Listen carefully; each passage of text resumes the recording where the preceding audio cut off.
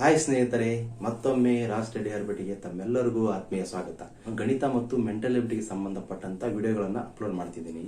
ಯಾರು ಸ್ಪರ್ಧಾತ್ಮಕ ಪರೀಕ್ಷೆಗಳಿಗೆ ತಯಾರಿ ನಡೆಸ್ತಿದ್ರಲ್ಲ ಅವರಿಗೆ, ಜೊತೆಗೆ ನವೋದಯ ಶಾಲೆ ಮತ್ತು ಮೊರಾರ್ಜಿ ಶಾಲೆಗಳ ಪ್ರವೇಶವನ್ನು ಬಯಸುವ ವಿದ್ಯಾರ್ಥಿಗಳಿಗೆ ಹಾಗೂ ಗಣಿತ ವಿಷಯದ ಬಗ್ಗೆ ಆಸಕ್ತಿಯನ್ನು ಹೊಂದಿದಂತಹ ಪ್ರತಿಯೊಬ್ಬರಿಗೂ ನನ್ನ ಈ ವಿಡಿಯೋಗಳು ತುಂಬಾ ಉಪಯುಕ್ತವಾಗಿವೆ. ಹಾಗಾಗಿ ನನ್ನ ಈ ವಿಡಿಯೋಗಳನ್ನು ಎಲ್ಲಿ ಸ್ಕಿಪ್ ಮಾಡದೆ ನೋಡಬೇಕೆಂದು ಕೇಳ್ಕೊಳ್ತೇನೆ. ಸ್ನೇಹಿತರೆ, ಮೊದಲನೇ ವಿಡಿಯೋದಲ್ಲಿ ನಾವು ಸಂಖ್ಯೆ ವಿಧಗಳ ಬಗ್ಗೆ ತಿಳ್ಕೊಂಡಿದ್ವಿ. ಈಗ ಸಂಖ್ಯೆಯ ಭಾಗವಾಗುವಿಕೆ ನಿಯಮಗಳ ಬಗ್ಗೆ ತಿಳಿದುಕೊಳ್ಳೋಣ. ಎರಡರ ಭಾಗವಾಗುವಿಕೆ ನಿಯಮ. ಯಾವುದೇ ಒಂದು ಸಂಖ್ಯೆಯು ಎರಡರಿಂದ ಸಂಪೂರ್ಣವಾಗಿ ಭಾಗ ಹೋಗುತ್ತದೆಯೋ ಇಲ್ಲೋ ಎಂದು ತಿಳಿದುಕೊಳ್ಳಬೇಕಾದರೆ ಒಂದು ನಿಯಮ ಇದೆ. ಅದು ಯಾವುದಪ್ಪ ಅಂದ್ರೆ ನೋಡ್ರಿ, ಈ ಸ್ಥಾನದಲ್ಲಿ ಸರಿ ಸಂಖ್ಯೆಗಳಿದ್ದರೆ ಅಂದ್ರೆ 2, 4, 6, 8 ಇದ್ದರೆ ಅಥವಾ ಬಿಡಿ ಸ್ಥಾನದಲ್ಲಿ 0 ಇದ್ದರೆ ಆ ಸಂಖ್ಯೆ ಸಂಪೂರ್ಣವಾಗಿ ಎರಡರಿಂದ ಭಾಗ ಹೋಗುತ್ತದೆ. ಸಿಂಪಲ್ ಸ್ನೇಹಿತರೆ, ಇಷ್ಟೇ. ಇಲ್ಲಿ ನೋಡ್ರಿ,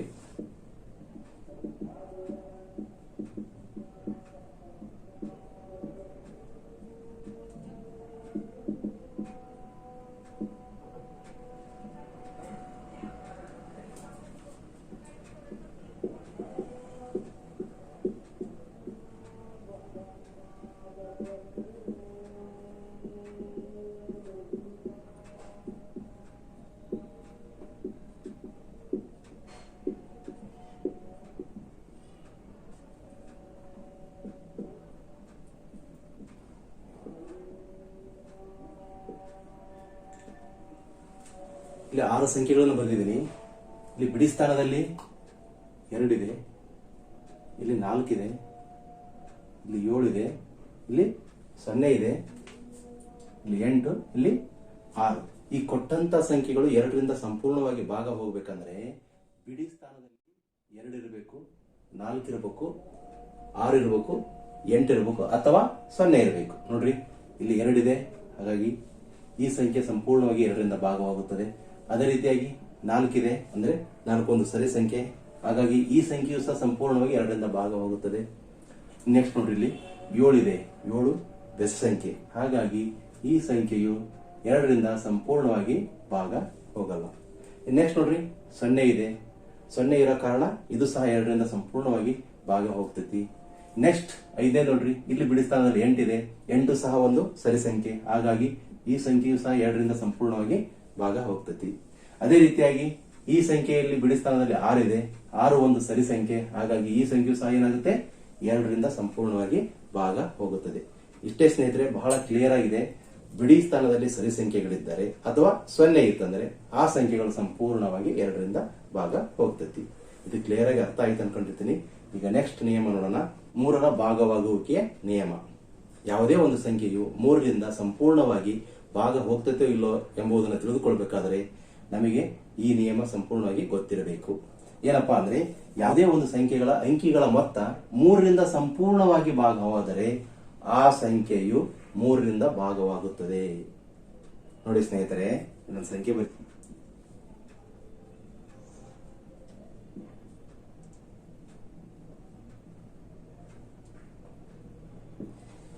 ಈ ಸಂಖ್ಯೆಯು ಸಂಪೂರ್ಣವಾಗಿ 3ರಿಂದ ಭಾಗ ಹೋಗ್ತತಿಲ್ಲ ಅನ್ನೋದನ್ನ ಈಗ ಉದಾಹರಣೆ ಮೂಲಕ ಇನ್ನು ಕ್ಲಿಯರ್ ಆಗಿ ತಿಳ್ಕೊಳ್ಳೋಣ. ಏನಪ್ಪಾ ನಿಯಮ, ಕೊಟ್ಟಂತ ಸಂಖ್ಯೆಗಳಲ್ಲಿರ್ತಕ್ಕಂಥ ಅಂಕಿಗಳ ಮೊತ್ತ ಅಂದ್ರೆ ಈ ಪ್ರತಿಯೊಂದು ಅಂಕಿಗಳನ್ನ ಕೂಡಿಸ್ಬೇಕು. ನಾವು ಕೂಡಿಸಿ ಬಂದಂತಹ ಮೊತ್ತವನ್ನ 3ರಿಂದ ಭಾಗಿಸ್ಬೇಕು. ಸಂಪೂರ್ಣವಾಗಿ ಭಾಗ ಹೋಯ್ತಪ್ಪ ಅಂದ್ರೆ ಕೊಟ್ಟಂತ ಸಂಖ್ಯೆಯು ಸಂಪೂರ್ಣವಾಗಿ 3ರಿಂದ ಭಾಗ ಹೋಗ್ತತಿ ಅಂತ ನೋಡೋಣ ಸ್ನೇಹಿತರೆ. 3 6 9 9 7 16 16 5 21 21 9 30 33 39. ಎಷ್ಟು ಬಂತು ಸ್ನೇಹಿತರೆ? 39. ಈ ಮೊತ್ತವನ್ನ 3ರಿಂದ ಭಾಗಿಸ್ಬೇಕು. 3 1 3 3 ಅಂದ್ರೆ ಸಂಪೂರ್ಣವಾಗಿ 39 3ರಿಂದ ಭಾಗವಾಯಿತು. ಹಾಗಾಗಿ ಈ ಸಂಖ್ಯೆ 3ರಿಂದ ಸಂಪೂರ್ಣವಾಗಿ ಭಾಗ ಹೋಗ್ತೈತಿ. ಅದೇ ರೀತಿ ಇನ್ನೊಂದು ಉದಾಹರಣೆ ನೋಡೋಣ.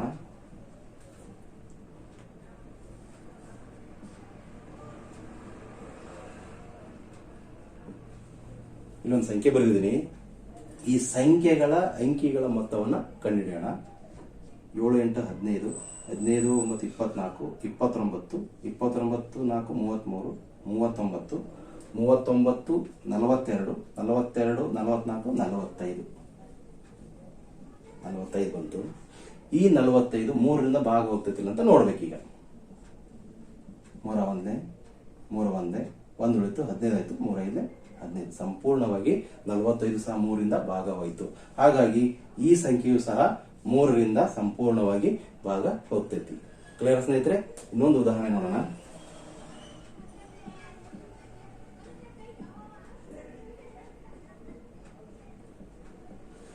ಈ ಸಂಖ್ಯೆ ಸಂಪೂರ್ಣವಾಗಿ 3ರಿಂದ ಭಾಗ ಹೋಗ್ತದಿಲ್ಲ ಅಂತ ನೋಡೋಣ. ಈಗ 7 8 15, 15 9 24, 24 5 29, 29 ಪ್ಲಸ್ 9 36, 36 ಪ್ಲಸ್ 6 42, 42 49, 49 54. ಎಷ್ಟು ಬಂತು ಸ್ನೇಹಿತರೆ? 54. ಈ 54 3ರಿಂದ ಸಂಪೂರ್ಣವಾಗಿ ಭಾಗ ಹೋಗ್ತದಿಲ್ಲ ಅಂತ ನೋಡೋಣ. 3 ಒಂದೇ 2 ಉಳಿತು, 24 ಆಯ್ತು, 3 8 24. ಹಾಗಾಗಿ ಈ 54 ಸಹ ಸಂಪೂರ್ಣವಾಗಿ 3ರಿಂದ ಭಾಗವಾಯಿತು. ಅಂದ್ರೆ ಕೊಟ್ಟಂತ ಸಂಖ್ಯೆಯು 3ರಿಂದ ಸಂಪೂರ್ಣವಾಗಿ ಭಾಗ ಹೋಗ್ತದೆ ಅಂತ. ಈ ನಿಯಮನು ನಿಮಗೆ ಕ್ಲಿಯರ್ ಆಗಿ ಅರ್ಥ ಆಯ್ತು ಅನ್ಕೊಂಡಿರ್ತೀನಿ. ಸಿಂಪಲ್ ಇದೆ ಸ್ನೇಹಿತರೆ. ಕೊಟ್ಟಂತ ಸಂಖ್ಯೆಗಳಿರ್ತಕ್ಕಂಥ ಅಂಕಿಗಳನ್ನ ಕೂಡಿಸ್ಬೇಕು, ಬಂದಂತಹ ಮೊತ್ತವನ್ನ 3ರಿಂದ ಭಾಗಿಸ್ಬೇಕು. ಸಂಪೂರ್ಣವಾಗಿ ಭಾಗ ಹೋಯ್ತಪ್ಪ ಅಂದ್ರೆ ಆ ಸಂಖ್ಯೆಯು 3ರಿಂದ ಭಾಗ ಹೋಗ್ತದೆ ಅಂತ. ಒಂದ್ ವೇಳೆ ಶೇಷ ಏನಾದ್ರೂ ಉಳಿತಂದ್ರೆ ಆ ಸಂಖ್ಯೆ 3ರಿಂದ ಭಾಗ ಹೋಗಲ್ಲ ಅಂತ. ಈ ಎರಡು ನಿಯಮಗಳು ನಿಮಗೆ ಕ್ಲಿಯರ್ ಆಗಿ ಅರ್ಥ ಆಯ್ತು ಅನ್ಕೊಂಡಿರ್ತೀನಿ. ಈಗ ನೆಕ್ಸ್ಟ್ ನಿಯಮ ನೋಡೋಣ. ಮೂರನೇದು 4ರ ಭಾಗವಾಗುವಿಕೆಯ ನಿಯಮ. ಅದೇ ಒಂದು ಸಂಖ್ಯೆಯು ಸಂಪೂರ್ಣವಾಗಿ 4ರಿಂದ ಭಾಗ ಹೋಗುತ್ತದೆ ಇಲ್ಲವೋ ಎಂಬುದನ್ನು ತಿಳಿದುಕೊಳ್ಬೇಕಾದ್ರೆ ಈ ನಿಯಮ ನಮಗೆ ಗೊತ್ತಿರಬೇಕು. ಅಂದಾಗ ನಾವು ಅತಿ ಸುಲಭವಾಗಿ ಈ ಸಂಖ್ಯೆಯು 4ರಿಂದ ಭಾಗ ಹೋಗ್ತತಿ ಅಥವಾ ಇಲ್ಲ ಎಂಬುದನ್ನು ತಿಳಿದುಕೊಳ್ಳಬಹುದು. ಹಾಗಾದ್ರೆ ನೋಡ್ರಿ, ಯಾವುದೇ ಸಂಖ್ಯೆಯ ಕೊನೆಯ 2 ಅಂಕಿಗಳು 4ರಿಂದ ಸಂಪೂರ್ಣವಾಗಿ ಭಾಗ ಹೋದ್ರೆ ಆ ಸಂಖ್ಯೆಯು 4ರಿಂದ ಸಂಪೂರ್ಣವಾಗಿ ಭಾಗ ಹೋಗ್ತೈತಿ. ಅಂದ್ರೆ ನೋಡಿ, ಇಲ್ಲಿ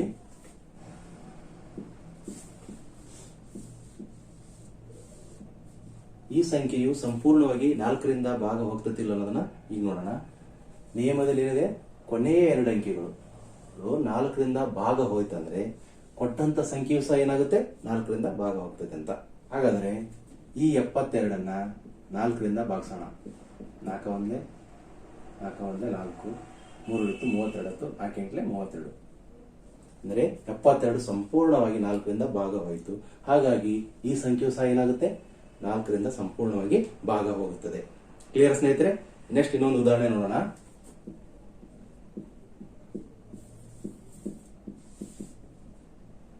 ಇಲ್ಲೊಂದು ಸಂಖ್ಯೆ ಬರೆದಿದ್ದೀನಿ. ಈ ಸಂಖ್ಯೆಯು ಸಹ 4ರಿಂದ ಭಾಗ ಹೋಗ್ತದಿಲ್ಲ ಅನ್ನೋದನ್ನ ಈಗ ನೋಡೋಣ. ನಿಯಮದ ಪ್ರಕಾರ ಕೊನೆಯ 2 ಅಂಕಿಗಳನ್ನ ಏನ್ ಮಾಡ್ಬೇಕು? ನಾವು 4ರಿಂದ ಭಾಗಿಸಬೇಕು. 4 ಒಂದೇ 4, 1 ಉಳಿತು 16 ಆಯ್ತು, 4 4 16. 56 4ರಿಂದ ಸಂಪೂರ್ಣವಾಗಿ ಭಾಗ ಹೋದ ಕಾರಣ ಈ ಸಂಖ್ಯೆಯು ಸಹ 4ರಿಂದ ಸಂಪೂರ್ಣವಾಗಿ ಭಾಗ ಹೋಗ್ತೈತಿ. ಓಕೆನಾ ಸ್ನೇಹಿತರೆ? ನೆಕ್ಸ್ಟ್ ಇನ್ನೊಂದು ನೋಡೋಣ.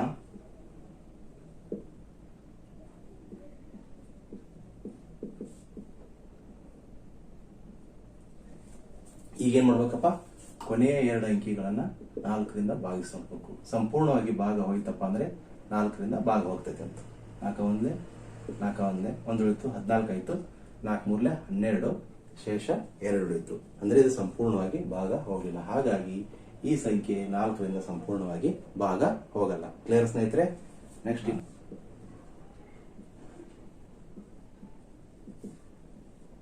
ಈ ಸಂಖ್ಯೆ 4ರಿಂದ ಸಂಪೂರ್ಣವಾಗಿ ಭಾಗ ಹೋಗ್ತದಿಲ್ಲೋ ತಿಳ್ಕೊಬೇಕಂದ್ರೆ ನಾವೇನ್ ಮಾಡ್ಬೇಕಪ್ಪ? ಈ 2 ಅಂಕಿಗಳನ್ನ 4ರಿಂದ ಭಾಗಿಸ್ಬೇಕು. 4 ಒಂದೇ 4 2 8, 1 ಉಳಿತು 4 4 16. 96 4ರಿಂದ ಸಂಪೂರ್ಣವಾಗಿ ಭಾಗ ಹೋದ ಕಾರಣ ಈ ಸಂಖ್ಯೆಯು ಸಹ 4ರಿಂದ ಸಂಪೂರ್ಣವಾಗಿ ಭಾಗ ಹೋಗ್ತೈತಿ. ಇದು 4ರ ಭಾಗವಾಗುವಿಕೆಯ ನಿಯಮ. ನೆಕ್ಸ್ಟ್ ನಿಯಮ ಇದೆ 5ರ ಭಾಗವಾಗುವಿಕೆಯ ನಿಯಮ. ಬಹಳ ಸಿಂಪಲ್ ಇದೆ. ಯಾವುದೇ ಸಂಖ್ಯೆಯ ಬಿಡಿ ಸ್ಥಾನದಲ್ಲಿ 0 ಅಥವಾ 5 ಇತ್ತಂದ್ರೆ ಆ ಸಂಖ್ಯೆ ಸಂಪೂರ್ಣವಾಗಿ 5ರಿಂದ ಭಾಗ ಹೋಗ್ತೈತಿ. ಈ 2 ಅಂಕಿಗಳನ್ನು ಬಿಟ್ಟು ಬಿಡಿ ಸ್ಥಾನದಲ್ಲಿ ಬೇರೆ ಯಾವುದೇ ಅಂಕಿಗಳು ಬಂದ್ರೆ ಆ ಸಂಖ್ಯೆಯು 5ರಿಂದ ಸಂಪೂರ್ಣವಾಗಿ ಭಾಗ ಹೋಗಲ್ಲ.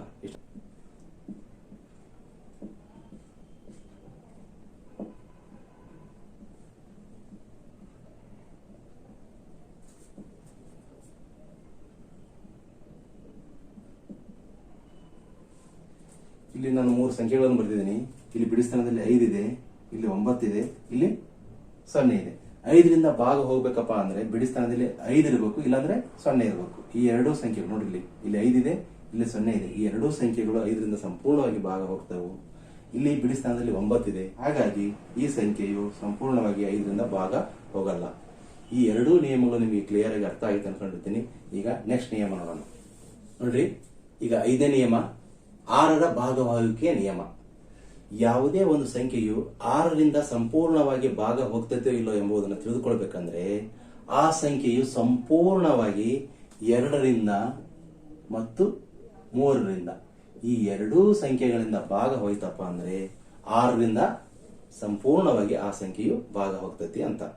ಇದನ್ನ ನಾವು ಉದಾಹರಣೆ ಮೂಲಕ ಇನ್ನು ಕ್ಲಿಯರ್ ಆಗಿ ತಿಳ್ಕೊಳ್ಳೋಣ. ಇಲ್ಲಿ ನೋಡಿ,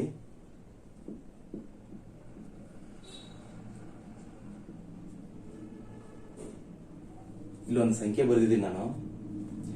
ಈ ಸಂಖ್ಯೆಯು 6ರಿಂದ ಭಾಗ ಹೋಗ್ತದೆಯೋ ಇಲ್ಲ ಎಂಬುದನ್ನು ತಿಳಿದುಕೊಳ್ಬೇಕಾದ್ರೆ ನಾವೇನ್ ಮಾಡ್ಬೇಕಪ್ಪ, 2ರಿಂದ ಭಾಗ ಹೋಗ್ತದಿಲ್ಲ ಅಂತ ಮೊದಲು ನೋಡ್ಬೇಕು. 2ರಿಂದ ಭಾಗ ಹೋಯ್ತಪ್ಪ ಅಂದ್ರೆ ನೆಕ್ಸ್ಟ್ ನಾವೇನ್ ಮಾಡ್ಬೇಕು, 3ರಿಂದ ಭಾಗ ಹೋಗ್ತದಿಲ್ಲ ಅಂತ ನೋಡ್ಬೇಕು. ಈ ಎರಡೂ ಸಂಖ್ಯೆಗಳಿಂದ ಈ ಸಂಖ್ಯೆ ಏನಾದ್ರೂ ಭಾಗ ಹೋಯ್ತಪ್ಪ ಅಂದ್ರೆ ಸಂಪೂರ್ಣವಾಗಿ 6ರಿಂದ ಭಾಗ ಹೋಗ್ತದೆ ಅಂತ. ಕ್ಲಿಯರ್ ಸ್ನೇಹಿತರೆ? ಹಾಗಾದ್ರೆ 2ರ ನಿಯಮ ಏನಿದೆಪ್ಪ, ಬಿಡಿ ಸ್ಥಾನದಲ್ಲಿ ಸರಿ ಸಂಖ್ಯೆ ಇರಬೇಕು. ಇಲ್ಲಿ ಸರಿ ಸಂಖ್ಯೆ ಇದೆ, ಹಾಗಾಗಿ ಈ ಸಂಖ್ಯೆ 2ರಿಂದ ಸಂಪೂರ್ಣವಾಗಿ ಭಾಗ ಹೋಗ್ತೈತಿ. ಕ್ಲಿಯರ್? ನೆಕ್ಸ್ಟ್ 3ರಿಂದ ಭಾಗ ಹೋಗ್ತೈತಿಲ್ಲ ಅಂತ ನೋಡ್ಬೇಕು. ಹಾಗಾದ್ರೆ ನೋಡೋಣ, ಇಲ್ಲಿ ಇವುಗಳನ್ನು ಕೂಡಿಸೋಣ. 7, 12, 18, 22, 24. ಈ 24 3ರಿಂದ ಭಾಗ ಹೋಗ್ತದಿಲ್ಲ ಅಂತ ನೋಡ್ಬೇಕೀಗ. 3 1 3 8 24. 24 ಸಂಪೂರ್ಣವಾಗಿ 3ರಿಂದ ಭಾಗ ಹೋಯ್ತು ಅಂದ್ರೆ 2ರಿಂದನೂ ಭಾಗ ಹೋಯ್ತು, 3ರಿಂದನೂ ಭಾಗ ಹೋಯ್ತು. ಈ ಎರಡೂ ಸಂಖ್ಯೆಗಳಿಂದ ಈ ಸಂಖ್ಯೆ ಭಾಗ ಹೋದ ಕಾರಣ ಈ ಸಂಖ್ಯೆಯು ಸಂಪೂರ್ಣವಾಗಿ ಯಾವುದರಿಂದ ಭಾಗ ಹೋಗುತ್ತಪ್ಪ, 6ರಿಂದ ಭಾಗ ಹೋಗುತ್ತೆ. ಕ್ಲಿಯರ್ ಸ್ನೇಹಿತರೆ? ಇನ್ನೊಂದು ಉದಾಹರಣೆ ನೋಡೋಣ.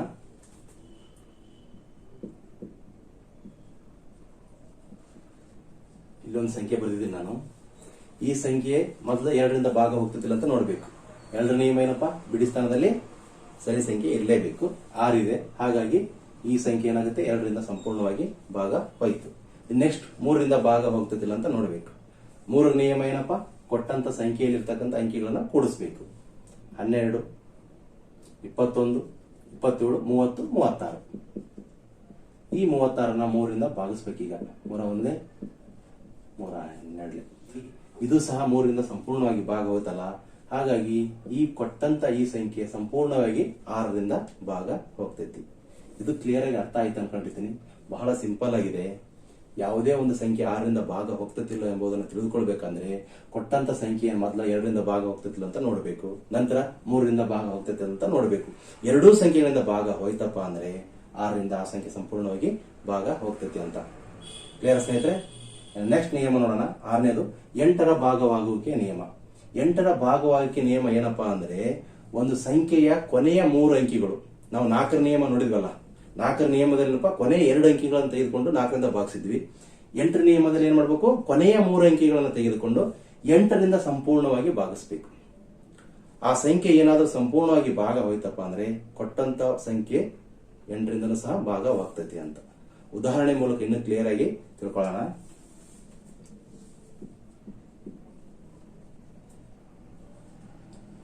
ಇಲ್ಲೊಂದು ಸಂಖ್ಯೆ ಬರೆದಿದ್ದೀನಿ ನಾನು.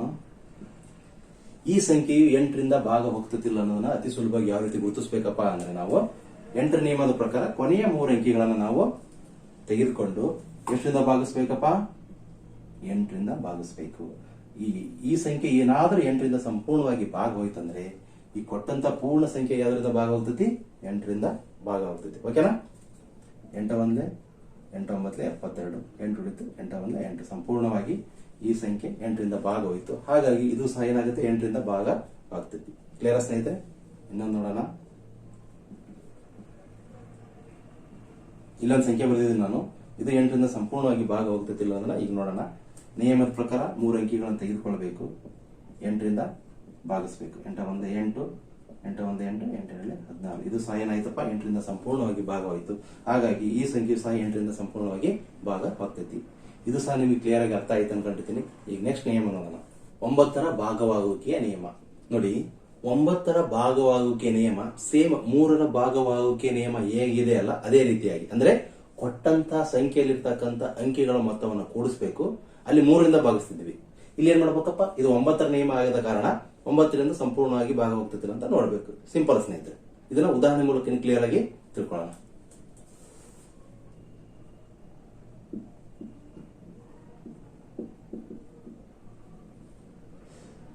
ಒಂದು ಸಂಖ್ಯೆ ಬರೆದಿದ್ದೀನಿ. ಈ ಸಂಖ್ಯೆ 9ರಿಂದ ಸಂಪೂರ್ಣವಾಗಿ ಭಾಗ ಹೋಗ್ತದಿಲ್ಲ ಅಂತ ನೋಡೋಣ. ನೋಡಿ, 3, 12, 18, 27, 33, 42, 47, 51, 60 ಆಯ್ತು. ಎಷ್ಟು ಬಂತು ಸ್ನೇಹಿತರೆ? 60. ಈ ಸಂಖ್ಯೆ ಸಂಪೂರ್ಣವಾಗಿ ಈಗ 9ರಿಂದ ಭಾಗ ಹೋಗ್ತಿಲ್ಲ ಅಂತ ನೋಡಬೇಕು. 9 35, 45, 96, 54 ಬಂತು. ಅಂದ್ರೆ ಶೇಷ 4 ಉಳಿತು. ಹಾಗಾಗಿ ಈ ಸಂಖ್ಯೆ ಸಂಪೂರ್ಣವಾಗಿ 9ರಿಂದ ಭಾಗ ಹೋಗಲ್ಲ. ಅದೇ ರೀತಿಯಾಗಿ ಇನ್ನೊಂದು ಉದಾಹರಣೆ ನೋಡೋಣ.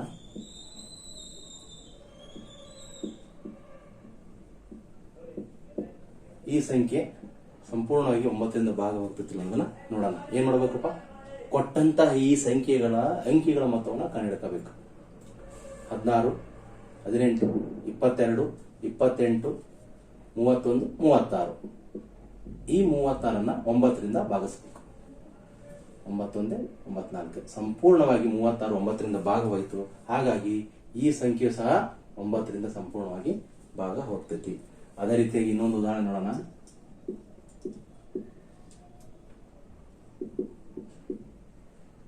ಈ ಸಂಖ್ಯೆ 9ರಿಂದ ಭಾಗ ಹೋಗ್ತಿಲ್ಲ ಅಂತ ನೋಡೋಣ. ಏನ್ ಮಾಡ್ಬೇಕಪ್ಪ?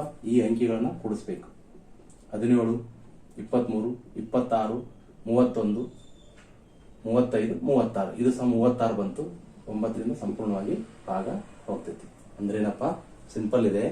ಕೊಟ್ಟಂತಹ ಸಂಖ್ಯೆಯ ಅಂಕಿಗಳನ್ನು ಕೂಡಿಸ್ಬೇಕು, 9ರಿಂದ ಭಾಗಿಸ್ಬೇಕು. ಸಂಪೂರ್ಣವಾಗಿ ಭಾಗ ಹೋಯ್ತಪ್ಪ ಅಂದ್ರೆ 9ರಿಂದ ಭಾಗ ಹೋಗ್ತೈತಿ. ಹೋಗದೇ ಇದ್ರೆ ಆ ಸಂಖ್ಯೆ 9ರಿಂದ ಸಂಪೂರ್ಣವಾಗಿ ಭಾಗ ಹೋಗಲ್ಲ. ಕ್ಲಿಯರ್ ಸ್ನೇಹಿತರೆ? ನೆಕ್ಸ್ಟ್ ನೋಡೋಣ. 10ರ ಭಾಗವಹಿಕೆ ನಿಯಮ. ಬಹಳ ಸಿಂಪಲ್ ಆಗಿದೆ. ಏನಪ್ಪಾ ಅಂದ್ರೆ ಬಿಡಿ ಸ್ಥಾನದಲ್ಲಿ 0 ಇರಬೇಕು. 5ರ ನಿಯಮ ಏನಂತಪ್ಪ? ಬಿಡಿ ಸ್ಥಾನದಲ್ಲಿ 0 ಅಥವಾ 5 ಇದ್ರೆ 5ರಿಂದ ಭಾಗ ಹೋಗ್ತೈತಿ ಅಂತ ಇತ್ತು. 10ರ ನಿಯಮದಲ್ಲಿ ಏನಪ್ಪಾ? ಅದರಲ್ಲಿ 0 ಇತ್ತಂದ್ರೆ ಆ ಸಂಖ್ಯೆ ಸಂಪೂರ್ಣವಾಗಿ 10ರಿಂದ ಭಾಗವಾಗ್ತೈತಿ ಅಂತ.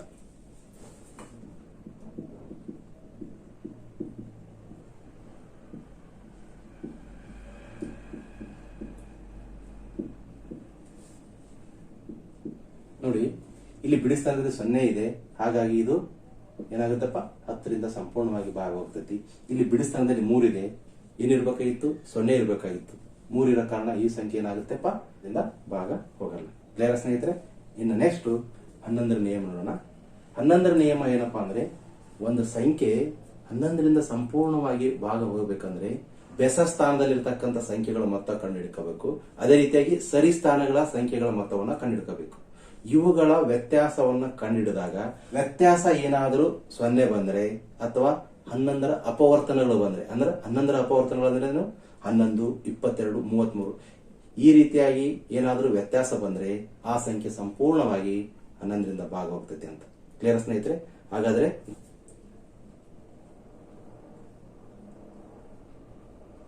ಈ ಸಂಖ್ಯೆಯು 11ರಿಂದ ಸಂಪೂರ್ಣವಾಗಿ ಭಾಗ ಹೋಗ್ತೈತೆ ಇಲ್ಲ ಎಂಬುದನ್ನು ತಿಳ್ಕೊಬೇಕಂದ್ರೆ ಏನ್ ಮಾಡ್ಬೇಕು? ಬೆಸ ಸ್ಥಾನದಲ್ಲಿ ಇರ್ತಕ್ಕಂಥ ಸಂಖ್ಯೆಗಳು, ಅಂದ್ರೆ ಇದು ಬೆಸ ಸ್ಥಾನ, ಇದು ಸರಿ ಸ್ಥಾನ, ಇದು ಮತ್ತೆ ಬೆಸ ಸ್ಥಾನ, ಇದು ಸರಿ ಸ್ಥಾನ, ಇದು ಬೆಸ ಸ್ಥಾನ. ಈ ಬೆಸ ಸ್ಥಾನದಲ್ಲಿ ನಾ ಏನು ಅಂಡರ್ಲೈನ್ ಮಾಡಿದನಲ್ಲ, ಈ ಸ್ಥಾನದಲ್ಲಿರ್ತಕ್ಕಂಥ ಸಂಖ್ಯೆಗಳನ್ನ ಕೂಡಿಸ್ಕೋಬೇಕು.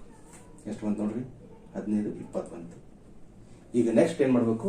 ಉಳಿದಂತ ಸಂಖ್ಯೆಗಳು 3, 8 ಮತ್ತು ಇವು ಸರಿ ಸ್ಥಾನದಲ್ಲಿದ್ದಾವೆ. ಇವುಗಳ ಮೊತ್ತವನ್ನು ಕಂಡುಹಿಡಬೇಕು.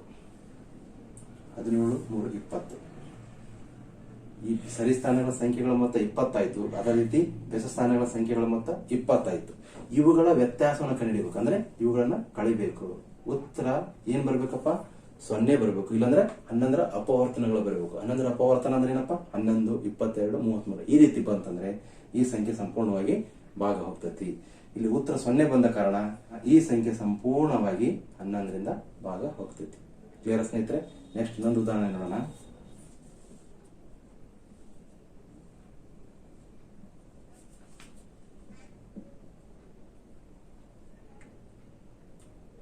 ಇಲ್ಲಿ ನೋಡಿ, ಇಲ್ಲೊಂದು ಸಂಖ್ಯೆ ಬರೆದಿದ್ದೀನಿ. ಈ ಸಂಖ್ಯೆ 11ರಿಂದ ಸಂಪೂರ್ಣವಾಗಿ ಭಾಗ ಹೋಗುತ್ತಿಲ್ಲ ಅಂತ ನೋಡೋಣ. ಏನ್ ಮಾಡ್ಬೇಕಪ್ಪ? ಬೆಸ ಸ್ಥಾನಗಳು. ಇದು ಬೆಸ ಸ್ಥಾನ, ಇದು ಸರಿ ಸ್ಥಾನ, ಇದು ಬೆಸ ಸ್ಥಾನ, ಇದು ಸರಿ ಸ್ಥಾನ, ಇದು ಬೆಸ ಸ್ಥಾನ, ಇದು ಸರಿ ಸ್ಥಾನ, ಬೆಸ ಸ್ಥಾನ.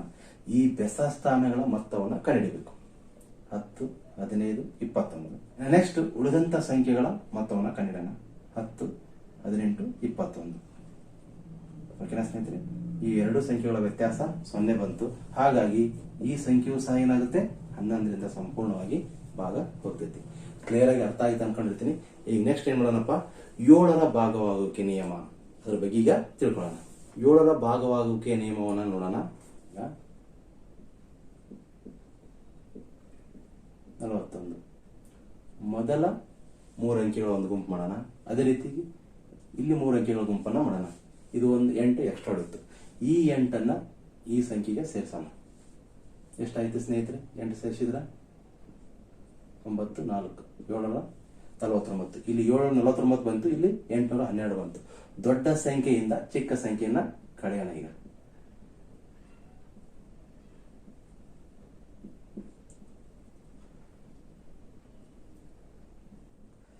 ಶೇಷ ಎಷ್ಟು ಬಂತು ಸ್ನೇಹಿತರೆ?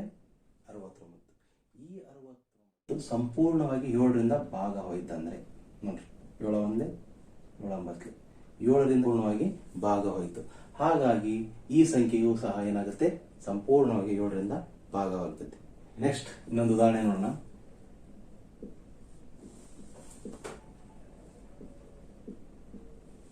ಈ ರೀತಿ ಒಂದು ಸಂಖ್ಯೆ ಇದೆ, ಇದು 7ರಿಂದ ಸಂಪೂರ್ಣವಾಗಿ ಭಾಗ ಹೋಗ್ತೈತಿಲ್ಲ ಅಂತ ನೋಡೋಣ.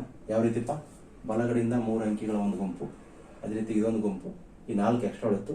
ಈ 4ಅನ್ನ ಇದಕ್ಕೆ ಸೇರಿಸಿದ್ರೆ ಎಷ್ಟಾಗುತ್ತೆ? 880 ಬಂತು. ಓಕೆನಾ? ಇದು 915 ದೊಡ್ಡದಿದೆ. ಹಾಗಾಗಿ ಈ ಸಂಖ್ಯೆಯಿಂದ ಈ ಸಂಖ್ಯೆನ ಕಳೆಯೋಣ.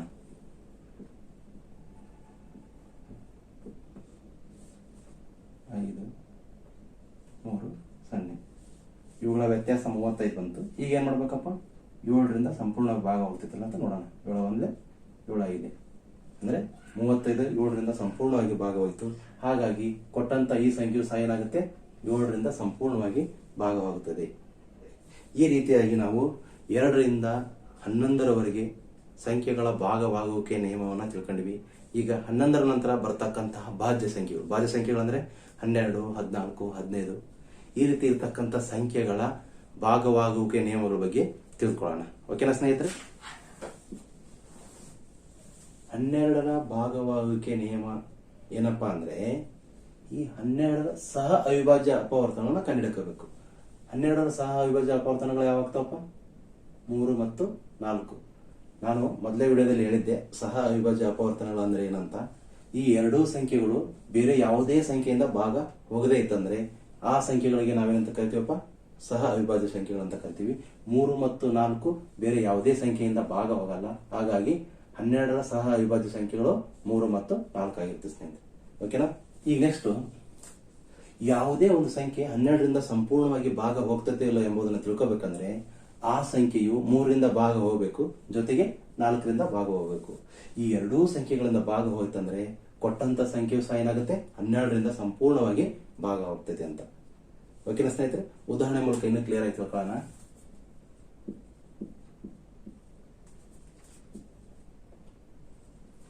ಇಲ್ಲಿ ಒಂದು ಸಂಖ್ಯೆ ಬರ್ದಿರಿ ಸ್ನೇಹಿತರೆ.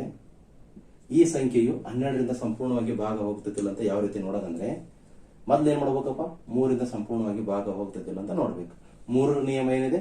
ಕೊಟ್ಟಂತ ಸಂಖ್ಯೆಯಲ್ಲಿರ್ತಕ್ಕಂಥ ಅಂಕಿಗಳನ್ನ ಕೂಡಿಸ್ಬೇಕು, ಬಂದಂತ ಮೊತ್ತವನ್ನು 3ರಿಂದ ಭಾಗಿಸ್ಬೇಕು. ಸಂಪೂರ್ಣವಾಗಿ ಭಾಗ ಹೋಯ್ತಂದ್ರೆ ಅದು 3ರಿಂದ ಭಾಗ ಹೋಗ್ತೈತೆ ಅಂತ.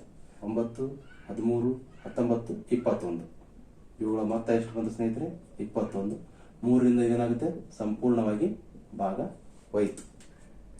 ಹಾಗಾಗಿ ಈಗ ನೆಕ್ಸ್ಟ್ ಏನ್ ಮಾಡೋಣ ನಾವು? 4ರಿಂದ ಈ ಸಂಖ್ಯೆ ಸಂಪೂರ್ಣವಾಗಿ ಭಾಗ ಹೋಗ್ತಿಲ್ಲ ಅನ್ನೋದನ್ನ ನೋಡೋಣ. 4ರ ನಿಯಮ ಏನಿದೆಪ್ಪ? ಕೊಟ್ಟಂತ ಸಂಖ್ಯೆಯಲ್ಲಿ ಕೊನೆಯ 2 ಅಂಕಿಗಳನ್ನ 4ರಿಂದ ಭಾಗಿಸ್ಬೇಕು. ಆ ಸಂಖ್ಯೆ ಏನಾದರೂ ಸಂಪೂರ್ಣವಾಗಿ ಭಾಗ ಹೋಯ್ತಪ್ಪ ಅಂದ್ರೆ ಆ ಸಂಖ್ಯೆ ಸಹ ಏನಾಗುತ್ತೆ? 4ರಿಂದ ಸಂಪೂರ್ಣವಾಗಿ ಭಾಗ ಹೋಗ್ತೈತಿ ಅಂತ. ಓಕೆನಾ ಸ್ನೇಹಿತರೆ? ಹಾಗಾದ್ರೆ 20ನ್ನ 4ರಿಂದ ಭಾಗಿಸ್ಬೇಕೀಗ. 4 1 4 5 20 ಸಹ 4ರಿಂದ ಸಂಪೂರ್ಣವಾಗಿ ಭಾಗ ಹೋಯ್ತು. ಹಾಗೆ ಈ ಕೊಟ್ಟಂತ ಸಂಖ್ಯೆ ಸಹ ಏನಾಗುತ್ತೆ? 4ರಿಂದ ಸಂಪೂರ್ಣವಾಗಿ ಭಾಗ ಹೋಗುತ್ತೆ. 3ರಿಂದ ಮತ್ತು 4ರಿಂದ ಈ ಸಂಖ್ಯೆ ಸಂಪೂರ್ಣವಾಗಿ ಭಾಗ ಹೋದ ಕಾರಣ ಈ ಸಂಖ್ಯೆಯು ಸಂಪೂರ್ಣವಾಗಿ 12ರಿಂದ ಭಾಗವಾಗ್ತೈತಿ. ಅದೇ ರೀತಿಯಾಗಿ ಇನ್ನೊಂದು ಉದಾಹರಣೆ ನೋಡೋಣ. 12ರ ನಿಯಮ,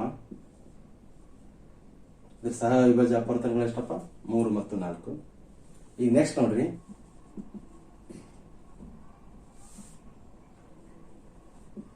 ಇಲ್ಲೊಂದು ಸಂಖ್ಯೆ ಬರೆದಿದ್ದೀನಿ. ಈ ಸಂಖ್ಯೆ 12ರಿಂದ ಸಂಪೂರ್ಣವಾಗಿ ಭಾಗ ಹೋಗ್ತತೆ ಇಲ್ಲ ಎಂಬುದನ್ನು ಅತಿ ಸುಲಭವಾಗಿ ಯಾವ ರೀತಿ ಗುರುತಿಸಬೇಕಪ್ಪ ಅಂತಂದ್ರೆ, 3ರಿಂದ ಮೊದಲು ಈ ಸಂಖ್ಯೆ ಸಂಪೂರ್ಣವಾಗಿ ಭಾಗ ಹೋಗ್ತತಿಲ್ಲ ಅಂತ ನೋಡ್ಬೇಕು. ಮೂರು ನಿಯಮ ಏನಪ್ಪ, ಈ ಅಂಕಿಗಳನ್ನು ಕೂಡಿಸ್ಬೇಕು, ಬಂದಂತ ಉತ್ತರದಿಂದ ಅದನ್ನು ಭಾಗಿಸ್ಬೇಕು. ಸಂಪೂರ್ಣವಾಗಿ ಭಾಗವಾಯ್ತಂದ್ರೆ ಈ ಸಂಖ್ಯೆ 3ರಿಂದ ಭಾಗವಾಗ್ತದೆ ಅಂತ. ಓಕೆನಾ? 11, 15, 18, 24. ಈಗ 3ರಿಂದ ಭಾಗಿಸೋಣ. 3 1 3 8. ಹಾಗಾಗಿ ಈ ಸಂಖ್ಯೆಯು ಸಂಪೂರ್ಣವಾಗಿ 3ರಿಂದ ಭಾಗವಾಯಿತು. ಎಷ್ಟು 4ರಿಂದ ಈ ಸಂಖ್ಯೆ ಭಾಗವಾಗ್ತಿಲ್ಲ ಅಂತ ನೋಡಬೇಕು. 4ರ ನಿಯಮ ಏನಿದೆ, ಕೊಟ್ಟಂತ ಸಂಖ್ಯೆಯಲ್ಲಿ ಕೊನೆಯ 2 ಅಂಕಿಗಳನ್ನು 4ರಿಂದ ಭಾಗಿಸ್ಬೇಕು. ಸಂಪೂರ್ಣವಾಗಿ ಭಾಗವಾಯ್ತಪ್ಪ ಅಂದ್ರೆ ಈ ಸಂಖ್ಯೆ 4ರಿಂದ ಭಾಗವಾಗ್ತದೆ ಅಂತ. ಓಕೆನಾ? 4 1 4 9. ಇದು ಸಹ ಏನಾಯ್ತಪ್ಪ, ಸಂಪೂರ್ಣವಾಗಿ 4ರಿಂದ ಭಾಗವಾಯಿತು.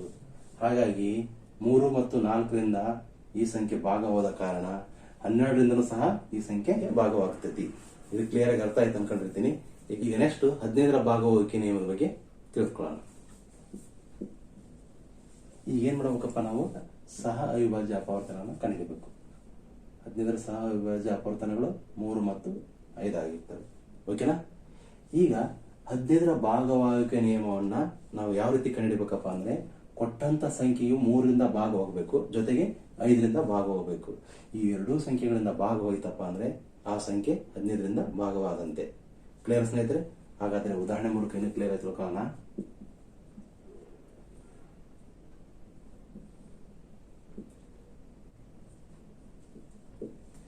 ಇಲ್ಲೊಂದು ಸಂಖ್ಯೆ ಬರೆದಿದ್ದೀನಿ ಸ್ನೇಹಿತರೆ. ಈ ಸಂಖ್ಯೆ 15ರಿಂದ ಸಂಪೂರ್ಣವಾಗಿ ಭಾಗ ಹೋಗ್ತದಿಲ್ಲ ಅಂತ ನೋಡೋಣ. ನಿಯಮ 3 ಕೊಟ್ಟಂತ ಸಂಖ್ಯೆಗಳನ್ನ ಕೂಡಿಸ್ಬೇಕು. ಓಕೆ? 11, 14, 18, 23, 25, 30.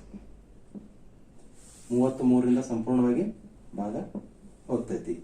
ಹಾಗಾಗಿ ಈ ಸಂಖ್ಯೆ ಸಂಪೂರ್ಣವಾಗಿ ಯಾವುದರಿಂದ ಭಾಗ ಹೋದಂಗಾಯ್ತು? 3ರಿಂದ. ಈಗ ನೆಕ್ಸ್ಟ್ 5ರಿಂದ ಭಾಗ ಹೋಗ್ತದಿಲ್ಲ ಅಂತ ನೋಡ್ಬೇಕು. 5ರ ನಿಯಮ ಏನಪ್ಪಾ, ಕೊಟ್ಟಂತ ಸಂಖ್ಯೆಯಲ್ಲಿ ಬಿಡಿ ಸ್ಥಾನದಲ್ಲಿ 5 ಇರಬೇಕು, ಇಲ್ಲಾಂದ್ರೆ 0 ಇರಬೇಕು. ಇಲ್ಲಿ 5 ಇದೆ, ಹಾಗಾಗಿ ಈ ಸಂಖ್ಯೆ 5ರಿಂದನೂ ಸಹ ಭಾಗವಾಗ್ತೈತಿ. 3 ಮತ್ತು 5ರಿಂದ ಸಂಪೂರ್ಣವಾಗಿ ಭಾಗವಾದ ಕಾರಣ ಈ ಸಂಖ್ಯೆ 15ರಿಂದ ಭಾಗವಾಗ್ತೈತಿ. ಇದು ಕ್ಲಿಯರ್ ಆಗಿ ಅರ್ಥ ಆಯ್ತಾ ಸ್ನೇಹಿತರೆ? ಈಗ ನೆಕ್ಸ್ಟ್ 18ರ ಭಾಗವಾಗುವಿಕೆ ನಿಯಮದ ಬಗ್ಗೆ ತಿಳ್ಕೊಳ್ಳೋಣ. 18ರ ಸಹ ಅವಿಭಾಜ್ಯ ಅಪವರ್ತನ ಕಂಡುಹಿಡ್ಕೋಬೇಕು. 2 ಮತ್ತು 9. ಯಾಕಂದ್ರೆ ಈ ಎರಡು ಸಂಖ್ಯೆಗಳು ಬೇರೆ ಯಾವುದೇ ಸಂಖ್ಯೆಯಿಂದ ಸಂಪೂರ್ಣವಾಗಿ ಭಾಗ ಹೋಗಲ್ಲ. ಓಕೆನಾ ಸ್ನೇಹಿತರೆ? ಇವುಗಳ ಗುಣಲಬ್ಧ 18. ಈಗ ನೆಕ್ಸ್ಟ್ ಏನ್ ಮಾಡ್ಬೇಕಪ್ಪ ಅಂದ್ರೆ, ಅದೇ ಒಂದು ಸಂಖ್ಯೆ 18ರಿಂದ ಸಂಪೂರ್ಣವಾಗಿ ಭಾಗ ಹೋಗ್ತಿಲ್ಲ ಅಂತ ನೋಡ್ಬೇಕಂದ್ರೆ ಆ ಸಂಖ್ಯೆ ಮೊದಲು 2ರಿಂದ ಸಂಪೂರ್ಣವಾಗಿ ಭಾಗ ಹೋಗ್ಬೇಕು, ಜೊತೆಗೆ 9ರಿಂದ ಸಂಪೂರ್ಣವಾಗಿ ಭಾಗ ಹೋಗ್ಬೇಕು. ಈ ಎರಡೂ ಸಂಖ್ಯೆಗಳಿಂದ ಭಾಗ ಹೋಗ್ತಂದ್ರೆ ಆ ಸಂಖ್ಯೆ 18ರಿಂದ ಸಂಪೂರ್ಣವಾಗಿ ಭಾಗ ಹೋಗ್ತೈತಿ. ಹಾಗಾದ್ರೆ ಉದಾಹರಣೆ ಮೂಲಕ ಇನ್ನು ಕ್ಲಿಯರ್ ಆಗಿ ತಿಳ್ಕೊಳ್ಳೋಣ. ಇಲ್ಲಿ ನೋಡಿ,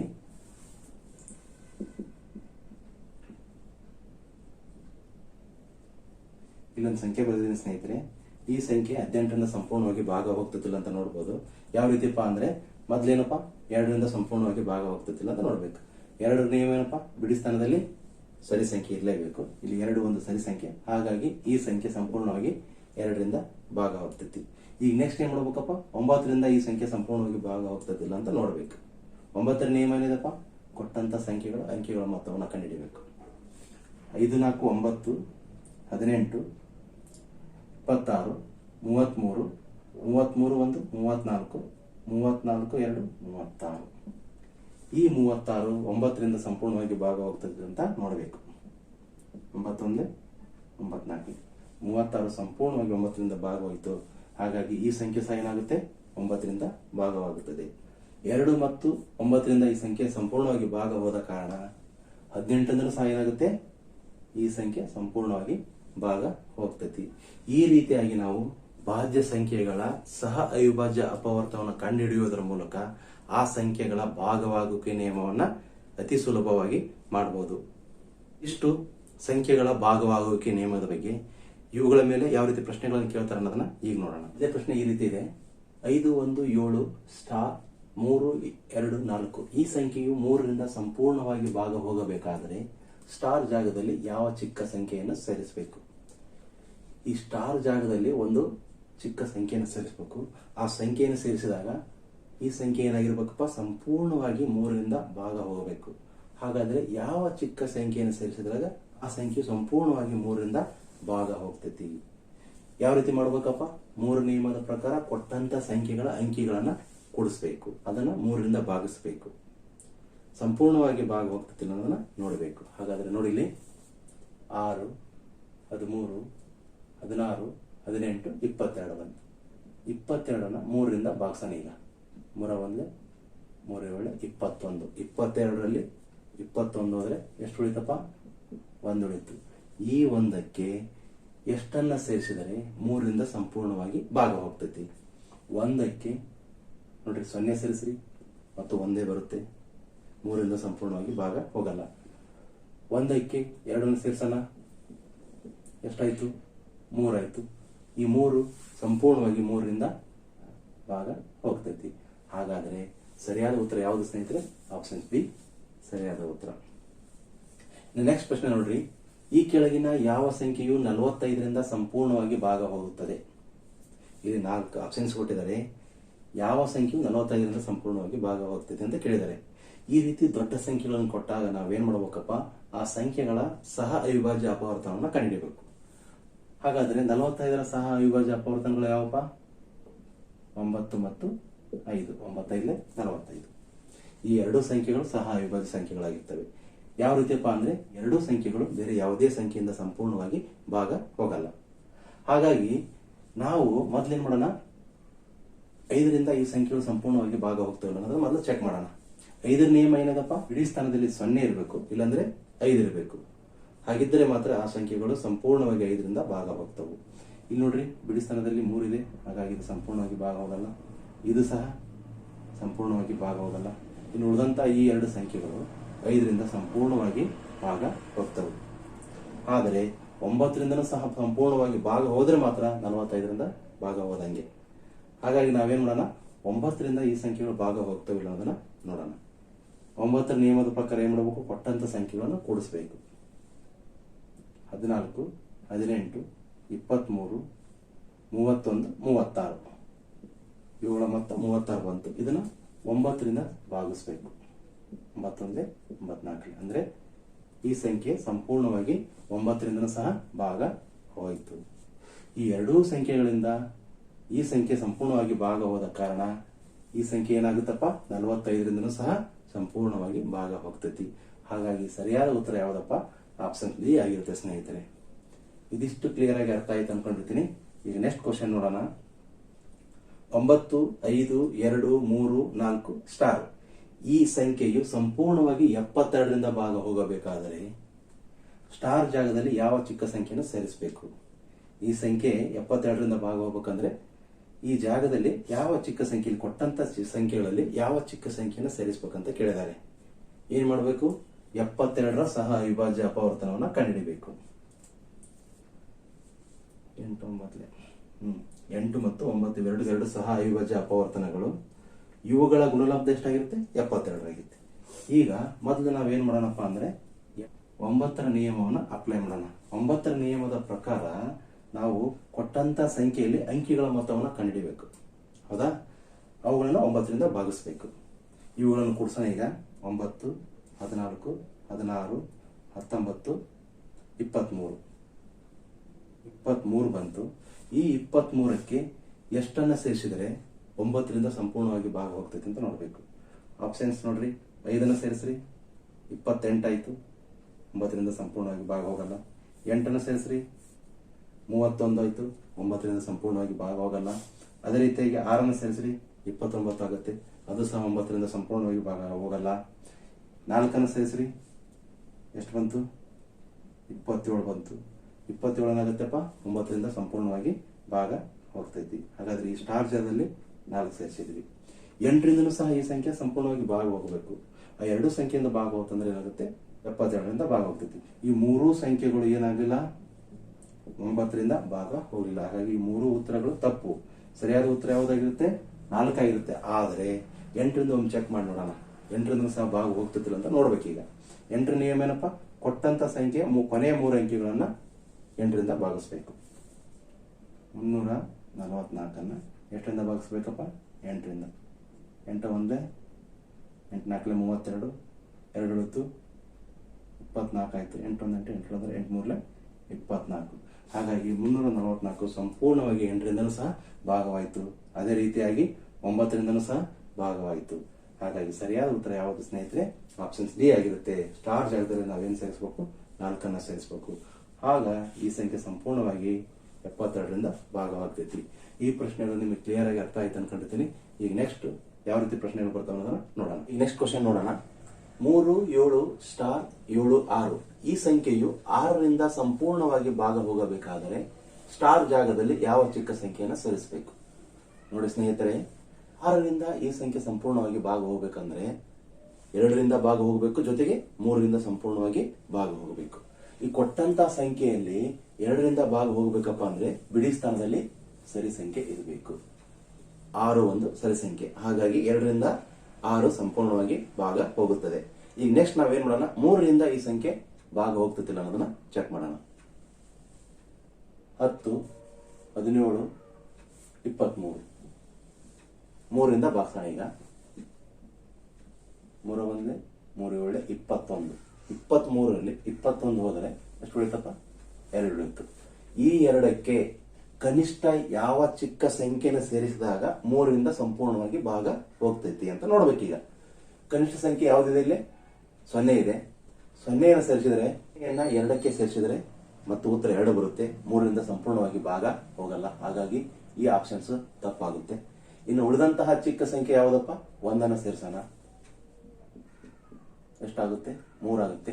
ಈ 3 ಸಂಪೂರ್ಣವಾಗಿ 3ರಿಂದ ಭಾಗ ಹೋಗ್ತೈತಿ. ಹಾಗಾಗಿ ಸ್ಟಾರ್ ಜಾಗದಲ್ಲಿ ನಾವು ಯಾವ ಸಂಖ್ಯೆನ ಹಾಕ್ಬೇಕಪ್ಪ?